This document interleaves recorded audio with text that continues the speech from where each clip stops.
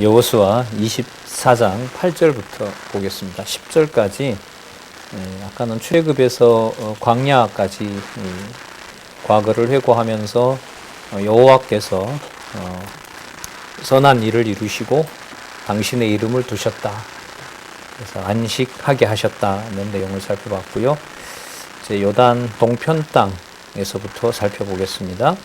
내가 또 너희를 인도하여 요단 저편에 거하는 아모리 사람의 땅으로 들어가게 하매 그들이 너희와 싸우기로 내가 그들을 너희 손에 붙이매 너희가 그 땅을 점령하였고 나는 그들을 너희 앞에서 멸절시켰으며 때에 모압 왕 십볼의 아들 발락이 일어나 이스라엘을 대적하여 사람을 보내어 부올의 아들 발람을 불러다가 너희를 저주케 하려 하였으나 내가 발람을 듣기를 원치 아니한 고로 그가 오히려 너희에게 축복하였고 나는 너희를 그 손에서 건져내었다. 과거에 여기서는 어디까지 좋고 나쁘고라는 것을 구분하겠다는 거예요? 안 하겠다는 거예요? 안 하겠다는 거예요. 누구 이름을 뒀다는 것만 기억하는 거예요. 여호와 이름을 내가 그때 뒀다. 그래서 그 일이 어떤 일이었다? 불길한 일도 선한 일이었다. 불길한 일도 최선의 일이었다. 요단 건넌 다음에 가나안 점령케 한 사건을 얘기를 합니다. 그럼 이렇게 보면은요, 이 성경을 전체적으로 이렇게 내용으로도 충분히 알고 계셔야 돼요. 지금 이거 읽으니까 그 스데반이 성령의 감동을 받고 예루살렘에서 순교하기 전에 성경 강론을 하는데 어디서부터 내려와요? 창세기에서부터 구약에서 그리스도까지 짧은 시간에 요약을 합니다. 그러면 예수님도 그렇게 하셨을까요? 안 하셨을까요?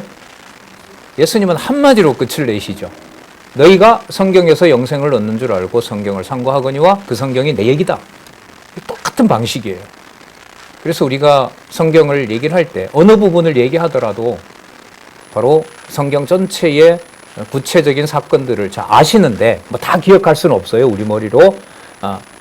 핵심은 여호와 계시이기 때문에 누가 하신 일이 명확하게 나와 있는 부분에 초점을 맞추면 좋을까요? 여호와. 가령 예를 들어서 지금 24장 같은 경우죠. 특히 24장 1절에서부터 13절까지 이런 내용들은 성경이 왜 하나님의 말씀인지를 증명해주는 아주 중요한 본문이라고 할 수 있죠. 그리고 잘 아시는 여러분 누가복음 24장 44절에 가면 예수께서 승천하시기 직전에 모세의 율법과 선지자의 글과 시편에서 나를 기록한 모든 것이 이루어져야 하리라. 그 말이 이거다. 너희가 요단을 건너 여리고에 이른즉 여리고 사람과 아모리 사람과 브리스 사람과 가나안 사람과 헷 사람과 기르가스 사람과 히위 사람과 여부스 사람들이 너희와 싸우기로 내가 그들을 너희 손에 붙였으며. 여러분 붙였다고 했을 때 아이성에서 패배한 사건은 빠질까요? 들어갈까요? 아간이 범죄한 것도 들어갈까요? 안 들어갈까요? 그렇죠. 불길한 일이 들어가니까 선한 일이 맞잖아요. 예.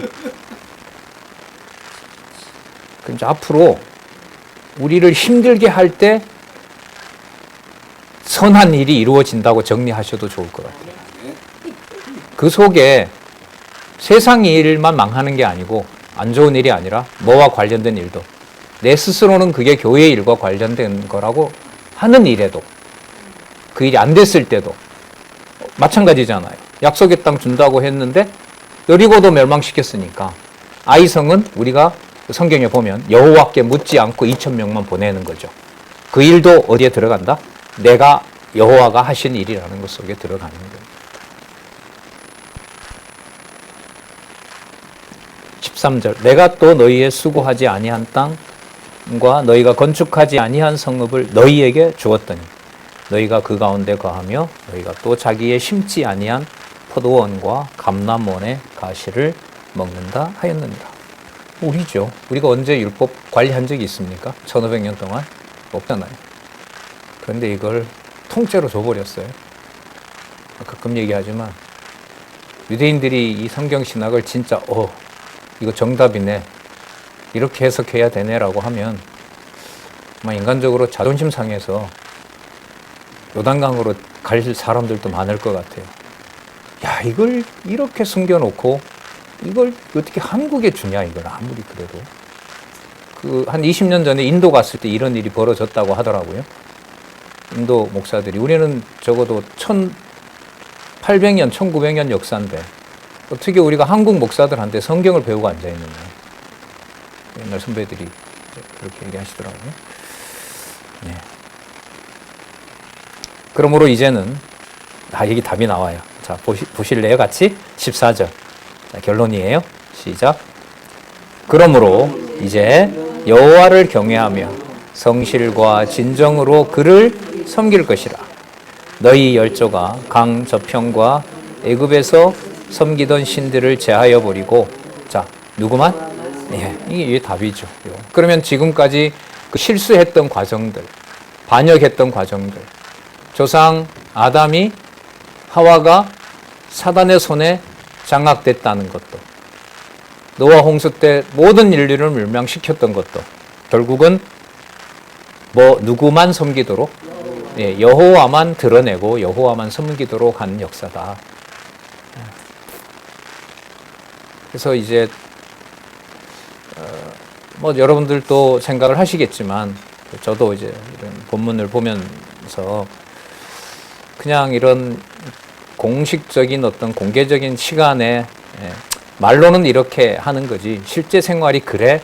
라는 걸 제 스스로 던지고, 여러분들도 그렇게 이제 질문을 던지는 걸 저한테 던지는 것도 제가 많이 들었는데요.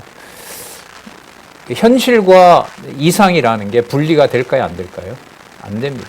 그럼 현실은 여호와 이름을 꼭 부르지 않아도, 왜 성경은 앞에 놓고 여호와를 말할 수밖에 없어요. 그렇잖아요.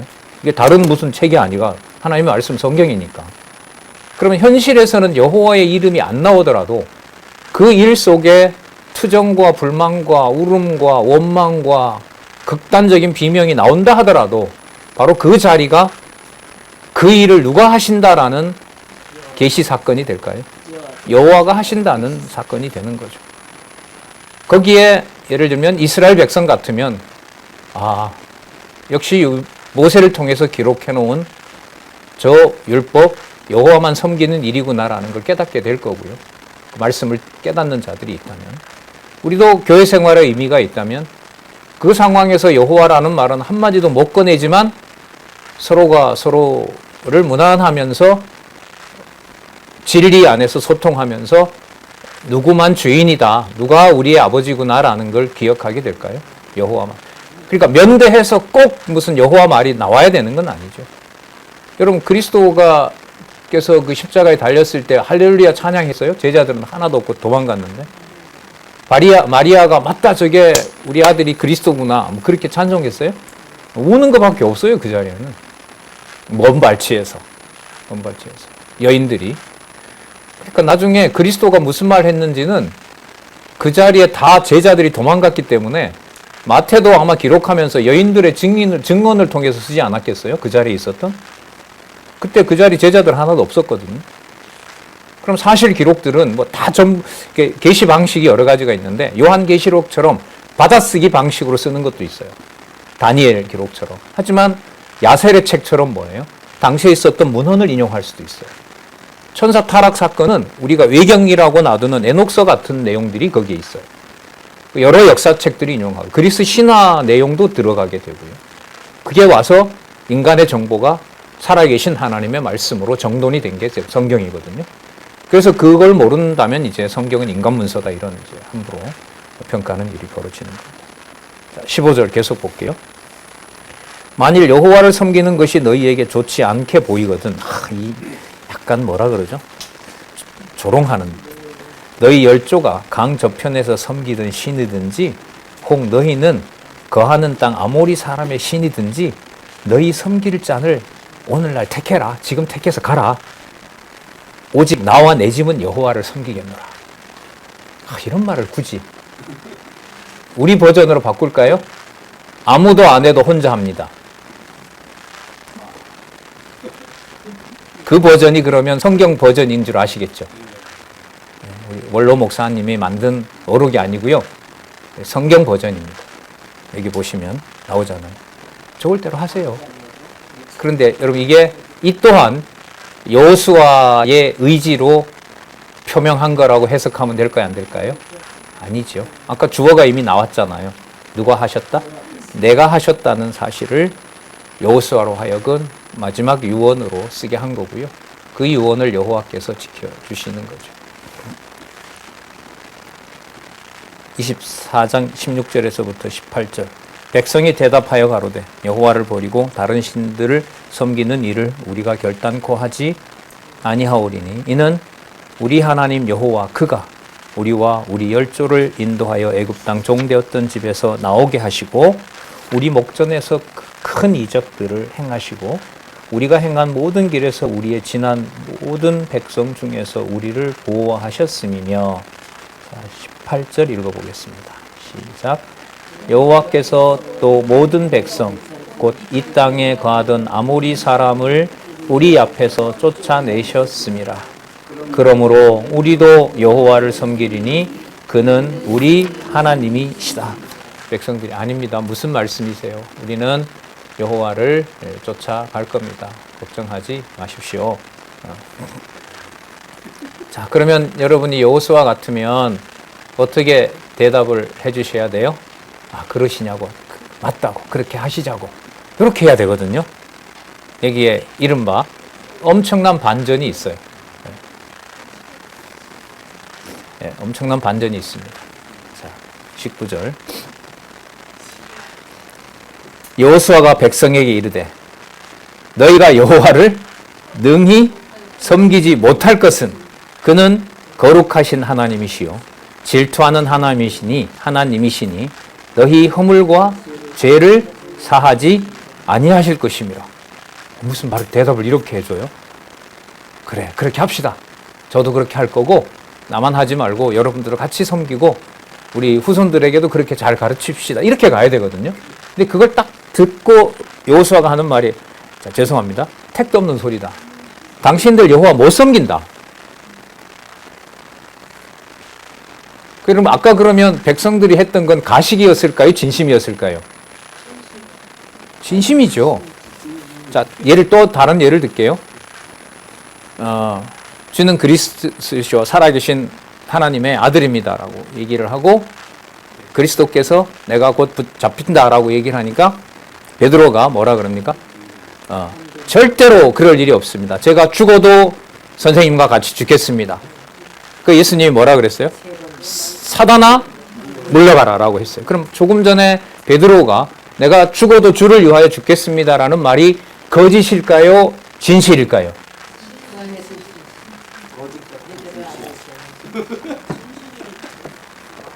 진실이었는데 예수님은 왜 사단아 물러가라고 해요? 이게 도대체 무슨 문제일까요? 장로님하고 제가 참 성경신학 너무너무 귀중하죠. 장로님 우리 같이 연구하면서 성경신학 지켜가자라고 제가 이제 장로님한테 얘기했어요. 그 장로님 저보고 딱 제 얼굴 보고 택도 없는 소리 하지 마세요. 뭘 지켜요, 지키게. 이렇게 말을 할 수 있을까요, 없을까요, 장로님? 아니, 안 하는데 할 수도 있을까요, 없을까요? 할 수도 있죠. 우리가 합니다, 평상시에. 그게 당신 마음대로 돼요. 하나님이 하게 해주셔야지. 그게 참으로 확 던져버리죠. 근데 그 말이 맞아요, 틀려요? 맞아요. 그런데 자기가 그런 말을 할 때는 아주 짜릿해요. 근데 그 말을 내가 들어요. 기분 더럽게 나쁘죠. 제가 이렇게 열심히 하고 했는데 자, 앞으로 이렇게 소중하게 성경신학 같이 연구해 갑시다 그러는데 아주 친한 사람이 저한테 대놓고 그게 당신 마음대로 돼? 기분 좋을까요, 나쁠까요? 이씨, 그걸 누가 몰라? 그러면 이 두 마디 속에서 누구를 경외한다라는 게 이 본성적으로 어렵다, 불가능하다는 게 드러나요? 그런 맥락이 아닌가 싶어요. 왜 그러냐면 조금 전 24장 1절에서부터 13절까지 계속해서 누구 이름을 강조해 왔어요? 내가를 강조해 왔잖아요. 그런데 지금 이스라엘 백성들이 뭐냐 하면 우리가 16절에 보면 우리가 결단코 하지 아니하리니 이렇게 해서 자, 그러므로 우리도 여호와를 섬기리니 그는 우리 하나님이시이다. 여러분 이 말 맞아요, 틀려요? 다 맞죠. 우리의 감정을 담아서 우리도 진리 지키고 여호와만 섬기자고 한 거 아니에요. 근데 그게 여호수아가 대답하는 게 능히 섬기지 못합니다. 그러니까 앞에 하고 연결하면 선한 일 속에서 그게 선한 일이 되려면 조금 전에 내가라고 여호와께서 말씀하셨기 때문에 여러분들이 우리가 지켜나간다는 말이 근본적으로 성립하지 않습니다. 이런 맥락에서 쓰셔도 돼요. 장로님한테 제가 이렇게 얘기하면 장로님이 아이고 그거 뭐 목사님 마음대로 되고 못합니다. 절대로 못합니다. 이런 맥락에서 말씀을 했다는 게 제가 감지가 되면 네 장로님 말씀 맞습니다. 이렇게 얘기해요. 근데 그게 아니고 내 감정을 딱 건드리려고 해요. 그럼 이제 부딪히는 거죠. 누가 모릅니까? 이렇게.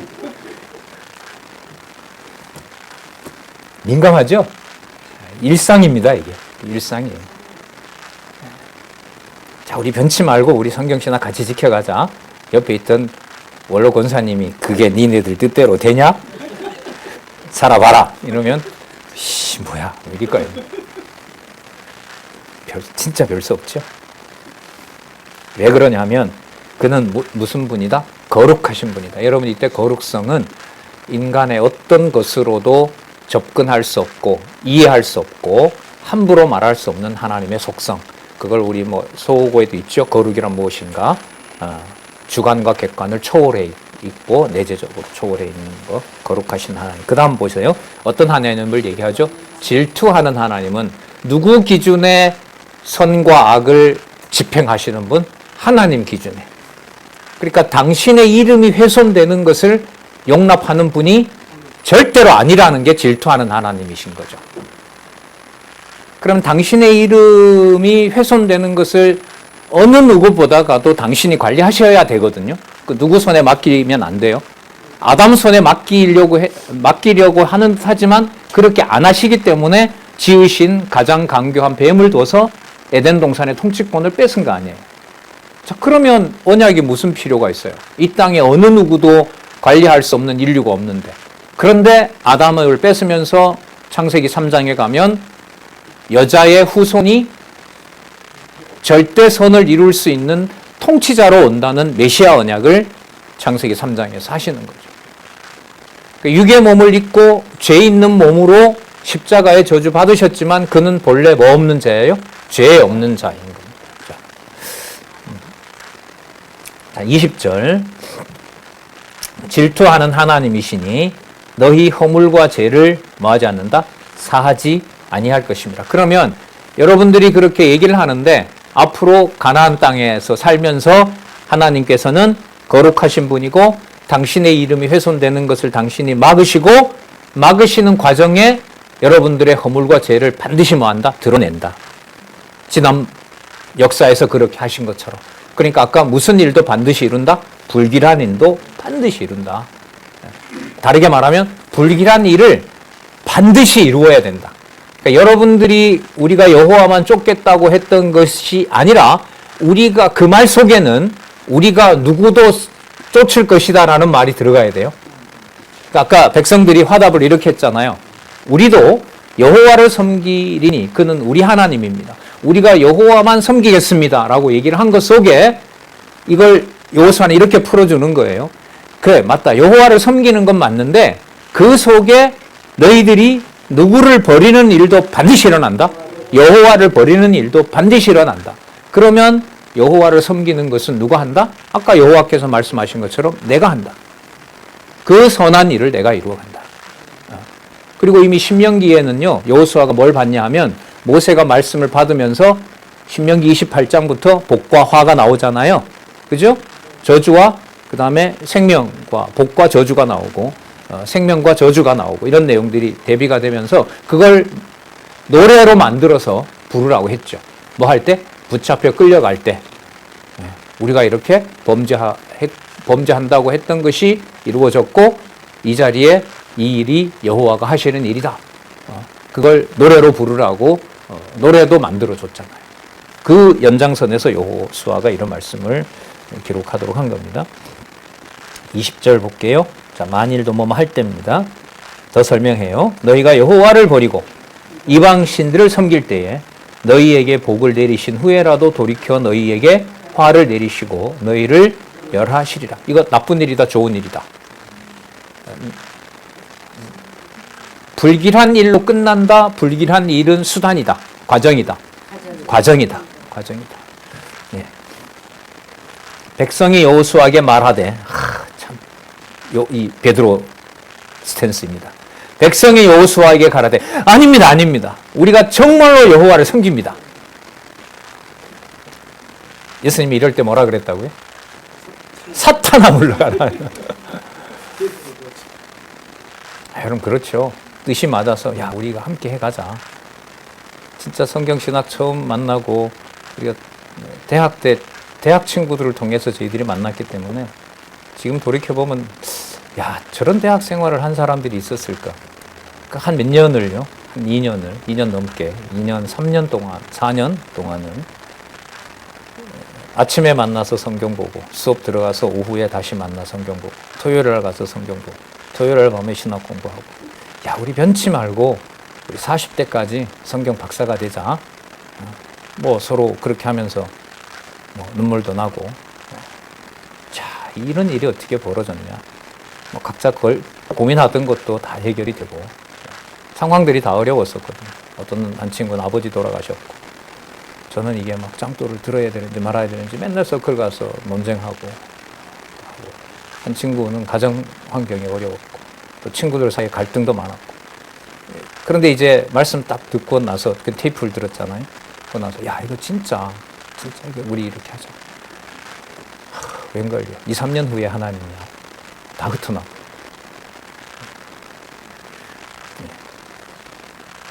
그러면 여호와의 이름이 사라진 걸까요? 아니죠. 여호와께서 여호와의 이름을 드러내시는 일을 여호와의 기준으로, 여호와의 방법으로 하신 거죠. 그래서 처음 헤어졌을 때는 좀 참 요즘은 사실 좀 그립기도 하고요. 만나고 제안도 하고요. 또 성경신학 소식도 물어오고 전해주기도 하고 편안합니다, 요새.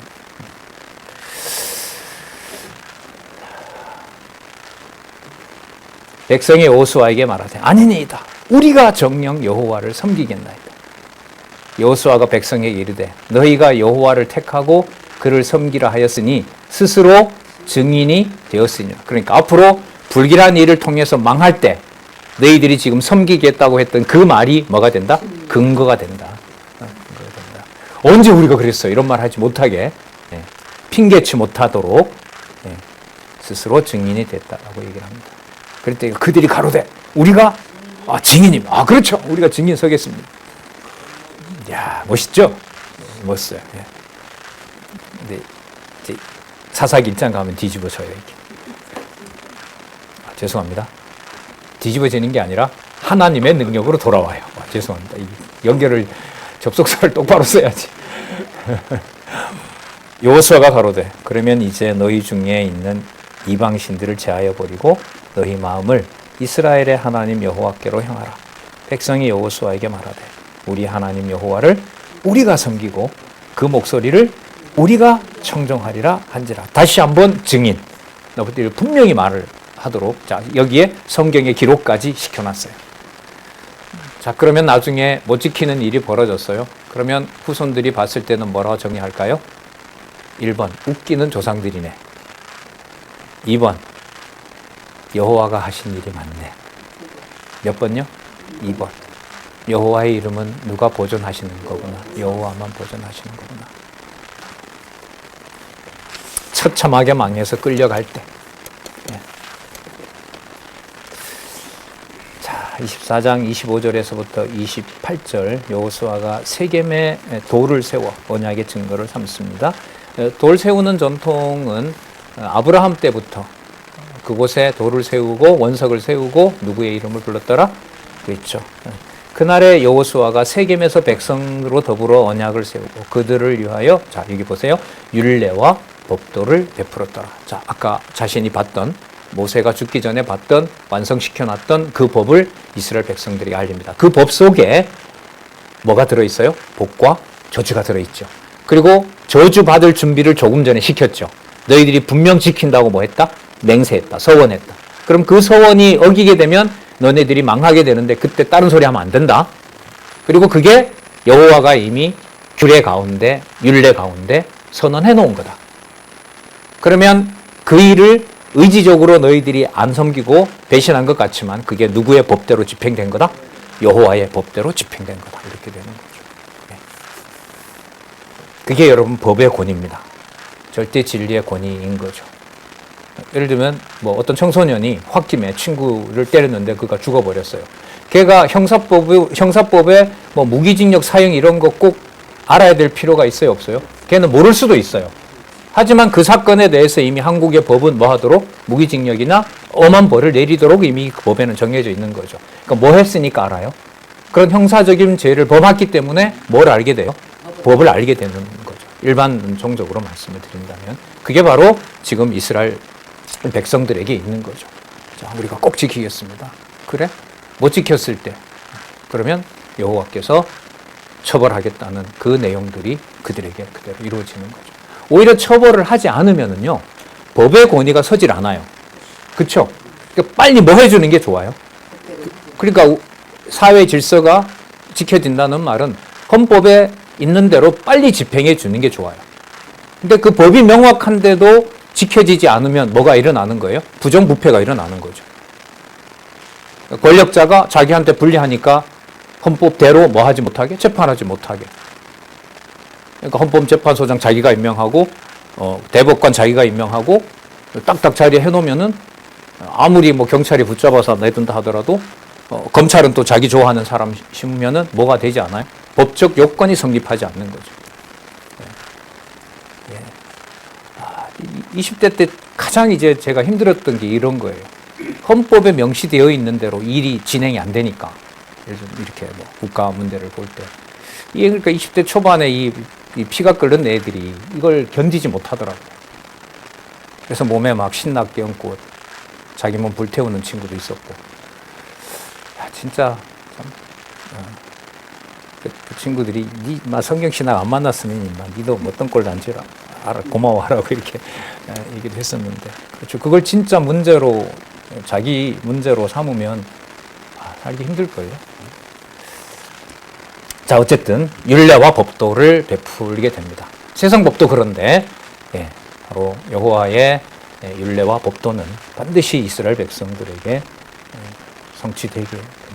여호수아가 이 모든 말씀을 하나님의 율법책에 기록하고 큰 돌을 취하여 거기 여호와의 성소 곁에 있는 상수리 나무 아래 세우고 모든 백성에게 이르되 보라 이 돌이 우리에게 증거가 되리니 이는 여호와께서 우리에게 하신 모든 말씀을 이 돌이 들었어요. 돌이 증거예요. 이 내용이 어디에 나오냐면 로마서 8장을 읽어보시면 돼요. 로마서 8장에 가면 피조물이 뭐 한다 그래요? 탄식한다 그래요. 왜 탄식하냐 하면 우리가 장차 그리스도가 오시는 건 분명하고요. 이 땅에 사는 하나님의 백성들이 그리스도의 통치를 통해서 생명의 성령의 법 아래 거하는 일이 많아져야 그 자들이 잔디밭을 밟을 때 그 잔디가 여호와를 찬양하는구나라고 같이 화답을 할 수 있는 거예요. 그런데 그리스도를 배제하고 자기 정욕대로 피조 만물을 악용하고 뭐 자연 만물을 파괴하고 만약 이렇게 하면 그 피조물이 함께 뭐 한다 그래요? 탄식한다고 그렇게 얘기를 하는 거예요. 이게 왜 그러냐 하면 아담에게 뒀던 만물 통치권을 아담이 뭐 했어요? 지키지 못했잖아요. 그래서 사단에게 넘어간 거기 때문에 피조 만물의 그 탄식이라는 것을 얘기를 합니다. 그러니까 이게 이런 측면에서 보면 자연 보호라는 것 이상으로 자연 만물에 대한 가치를 성경은 얘기를 하고 있어요. 예를 들면 여러분 이 말씀을 돌이 증거한다는 이게 무슨 돌이 생명이 있는 게 아니에요. 하나님을 기억하는데 자연 만물이 수단이라는 것을 생각하고 우리 여기 장로 농사 지으시지만 토란 한 뿌리를 보는 것하고요. 이걸 이렇게 경작해야 이게 내년 출하 때 이게 남들보다 더 많이 받는다라는 것 가지고 뿌리를 만지는 것하고 차이가 있을까요, 없을까요? 보통 차이가 아닙니다. 이건 그런 면에서 그 성도 하나를 만나더라도 또 말씀을 공부하자는 어떤 사람을 만나더라도 이걸 생각하는 것과 아닌 것의 차이는 본질적인 신앙과 연관이 된다. 신앙의 본질과 관계가 된다. 이런 말씀을 좀 짚고 싶습니다. 그런즉 너희로 너희 하나님 여호와를 배반치 않게 하도록 이 돌이 증거가 되리라 하고 백성을 보내어 각기 기업으로 돌아가게 하였더라. 이 일 후에라는 말은 과거를 회고하면서 율례와 법도를 알려준 다음에 그래서 누구의 법이 절대 진리이다라는 것을 알려준 이후에 여호와의 법이 이렇게. 이 일 후에 여호와의 종 눈의 아들 여호수아가 110세의 죽음에 무리가 그를 그의 기업에 경내 딥낫 세라에 장사하였으니 딥낫 세라는 자 에브라임 지파지요. 여호수아가 에브라임 산지 가스산 북이었더라. 자 이게 31절이 여호수아로 넘어가는 연결고리가 됩니다. 이스라엘이 여호수아의 사는 날 동안과 또 아까 그렇게 함께 맹세했던 사람들, 여호수아 뒤에 생존한 장로들, 곧 여호와께서 이스라엘을 위하여 행하신 모든 일을 아는 자의 사는 날 동안 여호와를 섬겼더라. 그럼 그 이후는 안 섬겼더라. 안 섬기는 것은 자기들이 안 섬기는 것이다. 이미 법에 명시가 되어 있다. 이미 법에 명시되어 있다. 언약되어 있다. 거죠.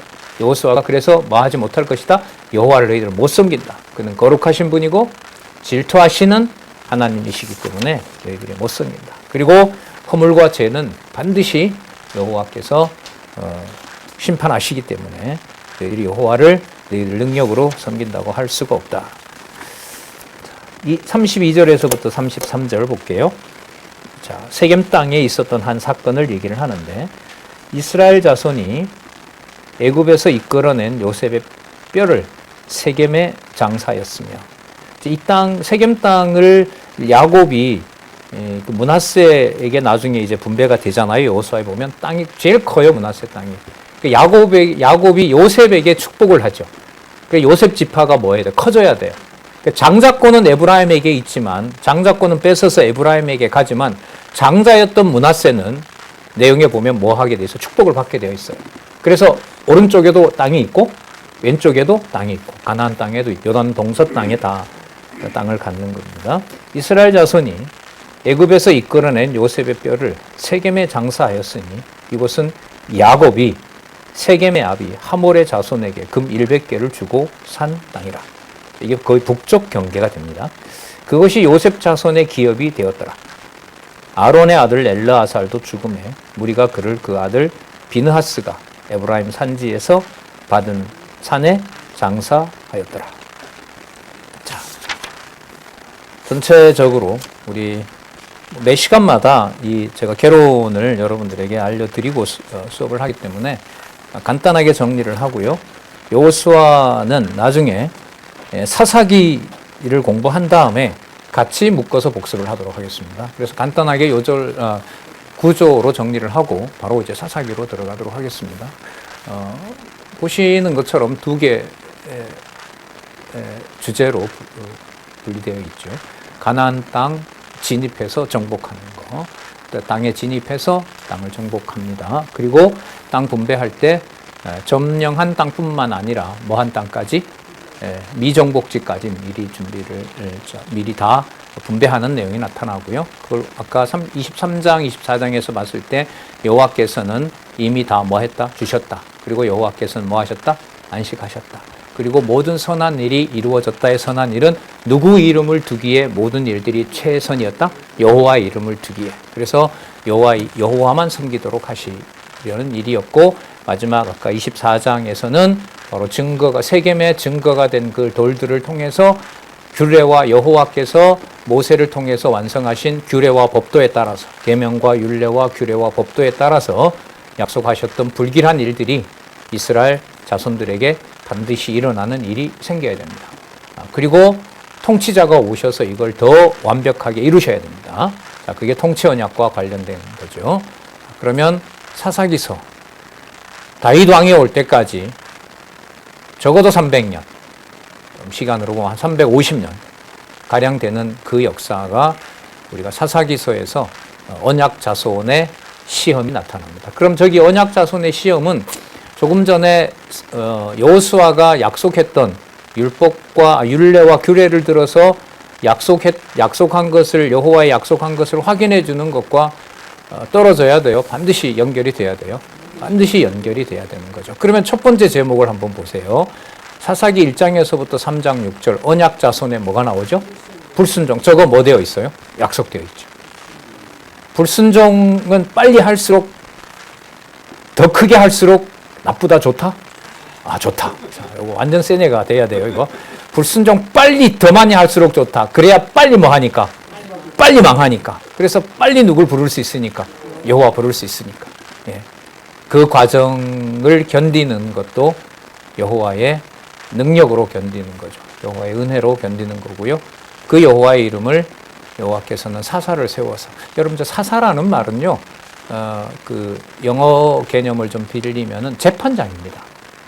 그럼 재판하는 것은 뭐가 있어야 돼요? 재판하려면 법이 있어야 되죠. 그러니까 조금 전에 여호수아가 뭘 확인해 줬어요? 율례와 규례와 법도, 규례와 법도를 확인해 줬잖아요. 그 법에 따라서 사사들이 그 법을 집행하는 거예요. 그러면은 그 사사들이 그 법을 제대로 적용하게 되면 제대로 된 재판을 할 것이고, 그리고 저 사사는 삼직을 다 가지고 있어요. 그러니까 제사도 자기가 드릴 수 있어요. 그러니까 레위기를 알아야겠죠. 그 다음에 통치도 해요. 왕노릇도 하거든요. 그리고 하나님의 말씀을 받아서 전하기도 해요. 여러분 대표적으로 누구냐면 사무엘이에요. 사무엘이 제사도 드리죠. 말씀을 받기도 하죠. 또 재판도 하죠. 당신 사울 보고 너 왕 아니다. 이제부터 왕 아니다. 하나님의 명을 받아서 다윗에게 저 왕 안 됩니다. 제가 너무 초라한 자입니다. 아니다. 너 하나님 너한테 기름 부으라 그랬다. 그렇게 하나님의 뜻을 알려주기도 하는 거죠. 자, 저 사사의 이 삼직이 세 가지 일이 통치 언약을 이루어지면서 하나님이 더 구체적으로 이루십니다.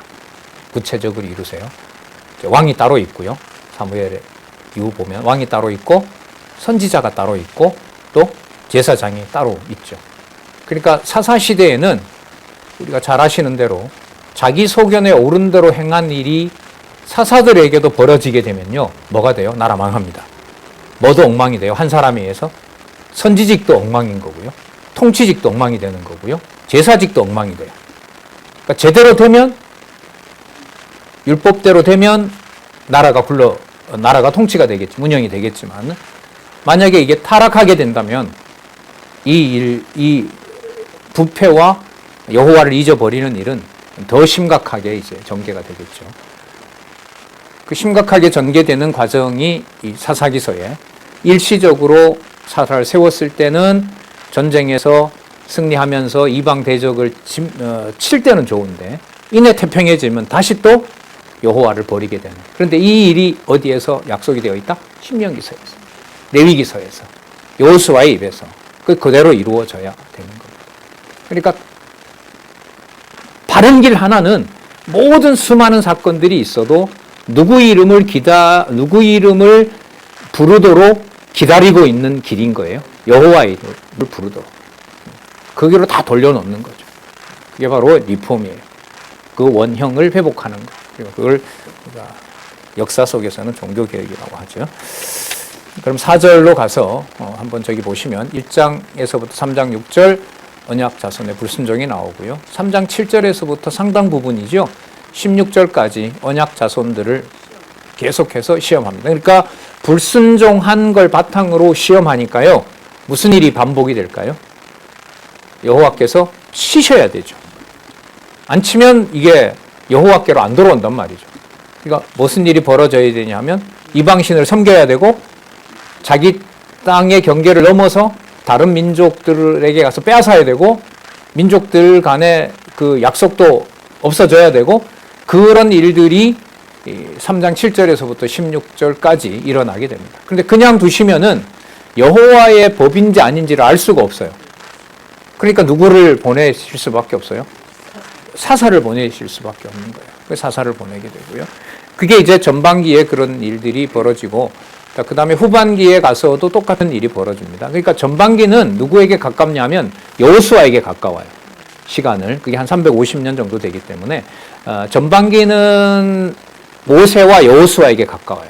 그럼 후반기는 누구에게 가까울까요? 사무엘로 대표되는 누구에게? 다윗에 가까운 거예요. 아셨어요? 그러니까 그러면 시작한 모세와 여호수아에게 가까운 사사시대나 사무엘과 또 사울과 다윗에게 후반부에 이들에게 가까운 세대나 동일한 점이 있다면 그 모든 일들이 여호수아에서는 누구의 선한 일? 여호수아의 선한 일이. 그러니까 여호와의 이름을 두기에 가장 좋은 방법을 여호와께서 주권적으로 섭리하시는 거죠. 전반기든 후반기든. 그래서 통일성이 있는 거예요. 그 다음에 17장에서부터 21장까지 보면 언약 자손에 뭐가 나옵니까? 또 범죄가 나와요. 범죄가.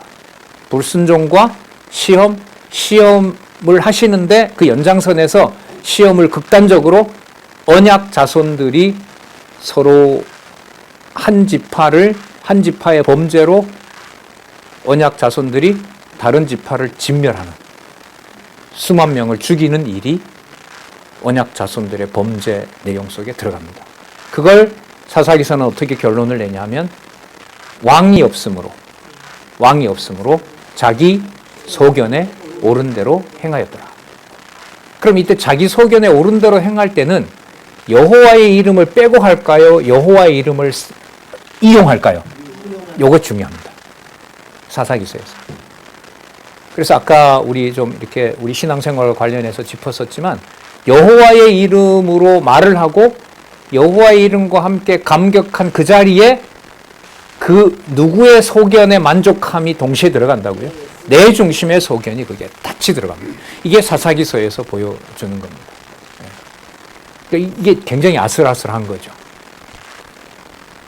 사울이 자기 소견에 옳은 대로 행할 수 있죠. 자, 그러면 사무엘도 자기 소견에 옳은 대로 행할 수 있을까요? 없을까요? 있죠. 자, 그러면 자기 소견에 행할 수 있고 자기 소견인지 하나님의 선한 뜻인지를 누가 알려줘야 될까요? 여호와가 알려주시죠. 여호와가 그냥 그때그때마다 우연히 알려줄까요? 이미 만들어 놓은 법을 성취하면서 알려줄까요? 자, 그리고 그 법을 성취할 때는 누구의 방법을 쓰실까요? 전적으로 자신의 방법. 그걸 우리가 뭐라 그런다고요? 주권성이라 그래요. 참 인간적으로 겁나는 말이죠. 감당하기가 어려운 개념이 바로 주권성입니다. 자, 그러면 보도록 하겠습니다. 자, 그리스도와 관련된 내용들을 주석을 하고 있는데 1463페이지에 가서 보시면은요. 5번째 줄, 여덟 번째 줄, 밑에서부터 8번째 줄부터 제가 볼게요. 그러나 그들은 여전히 여호와의 말씀을 불순종하며 그를 섬기지 아니하고 여호와의 목전에서 악을 행하였다. 그것은 이스라엘의 백성을 다스리는 왕이 없으므로 백성이 각기 자기 소견에 옳은 대로 행하기 때문이었다. 여호와께서 이스라엘을 때리시고 싸매시며 결국 이스라엘로 하여금 하나님 여호와의 백성이 되게 하신다. 자, 결국 누구의 백성이 되게 하신다고요? 여호와 하나님의 백성이 되게 하신다. 이러한 섭리는 택함받은 성도가 자기를 대신하여 때리심을 받아 죽으시고 싸매심을 받아 부활하신 예수 그리스도를 통하여 하나님의 백성이 되는 섭리에 대한 예표로서의 모형과 그림자다. 그러면 그리스도의 몸된 교회도 뭐와 뭐가 함께 일어나게 돼요? 때리심과 싸매심이 함께 일어나게 되고 그 약속이 신명기서의 약속이었고 그것을 온전히 여호와가 이루신다고 우리가 잘 섬기겠다고 하는 이스라엘 백성들에게 여호수아는 너희들 못 섬긴다. 그분은 너희들이 그렇게 의지를 투합해서 섬길 수 있는 그런 분이 아니다. 그분은 사소한 것 하나라도 자기인을 버릴 때는 절대로 용납하지 않는 분이다. 그래서 너희들이 그걸 섬길 수 있는 게 아니다. 자, 그 증거로 우상을 제하여 버리게 되고요. 이들 당대에는 큰 어려움이 없었지만 그 이후로 이 백성들은 다시 여호와를 버리는 일이 언약대로 일어나게 됩니다. 그래서 1 언약 자손의 불순종 1장에서부터 3장 6절까지 나타납니다. 자, 그럼 불순종한 사실들 한번 볼까요? 어느 지파부터 나와요? 유다 지파의 불순종부터 나옵니다. 유다 지파의 불순종. 보겠습니다. 자, 그리고 한글 개역 성경에는 나오지 않았는데 지금 본문에 보면 와우라는 접속사가 있다고 얘기를 하죠. 네, 요사에 접속사가 있습니다. 본문에 바예히라고 이렇게 와우 요새는 바브라고 읽거든요. 자, 어쨌든 접속사가 있습니다. 또한 그리고 있죠. 그래서 여러분 성경을 언약과 성취로 읽을 때 가장 중요한 접속사가 뭐라고요? 그러므로. 그러므로예요. 자, 그래서 사건 연결을 여호와 계시의 관점에서 그러므로라고 이어놓고 본문들을 보시면 읽어가는 데 도움이 많이 됩니다. 자, 여호수아가 죽은 후에 이스라엘이 여호와께 묻자와 가로되 우리 중 누가 먼저 올라가서 가나안 사람과 싸우면 됩니까? 여호와께서 가라사대 유다가 올라갈지니라. 내가 이 땅을 그 손에 붙여놓으라 하시니라. 유다가 그 형제 시므온에게 이르되 같이 가자. 그리고 나중에 너희들이 칠 때 우리도 전쟁할 때 우리도 같이 갈 거다. 그 다음 4절에서부터 7절 유다에게 붙여 가나안 사람과 브리스 사람을 멸하게 하십니다. 자, 4절 유다가 올라가매 여호와께서 가나안 사람과 브리스 사람을 그들의 손에 붙이신지라. 그들이 베색에서 1만 명을 죽이고요. 6절에 보면 아주 그 잔인한 방법을 쓰는데 아도니 베색이 도망하는지라 그를 쫓아가서 잡아서 그 수족에 엄지가락을 끊어버려요. 엄지발가락, 엄지손가락을 끊어버립니다. 왜 그러냐면 7절에 아도니 베색이 가로되 옛적에 70왕이 그 수족의 엄지가락을 찍히고 내 상 아래서 먹을 것을 줍더니 요 하나님이 나의 행한 대로 내게 갚으심이로다. 아니라 무리가 그를 끌고 예루살렘에 이르렀더니 그가 거기서 죽었더라. 자, 유다 자손의 정복 전쟁이 시작이 됩니다. 그리고 8절에 유다 자손이 어디를 치냐 하면 예루살렘을 칩니다. 아직은 여러분 예루살렘이 무슨 성막을 모시고 이런 데가 아닙니다. 그냥 정복지입니다. 유다 자손이 예루살렘을 쳐서 취하여 칼날로 치고 성을 불살랐으며 10절 갑니다. 유다가 또 가서 헤브론에 간 예루살렘 밑이죠. 그러니까 점점 남쪽으로 내려와야 위에서부터 남쪽으로 내려와야 유다 땅 정복, 유다 땅 지역이 이제 확보가 되거든요. 그래서 헤브론에 간 가나안 사람을 쳐서 셋의 아이만 달매는요. 이게 아낙 자손인데 이 골리앗의 그 조상들이죠. 거인들 그들을 죽였더라. 자, 헤브론의 본 이름은 기럇 아르바였더라. 그리고 11절에서부터 12절 또 드빌 기럇 세베를 쳐서 멸하게 한 내용이 거기에 나오고요. 12절에 갈렙이 말하기를 자, 여기서 하나의 옵션을 던집니다. 갈렙이 말하기를 기럇 세베를 취하여 오는 자에게 내 딸을 주겠다. 이렇게 얘기를 해요. 여러분 이거 자기 소견에 옳은 대로 행한 걸까요? 여호와의 기쁘신 뜻대로 한 걸까요?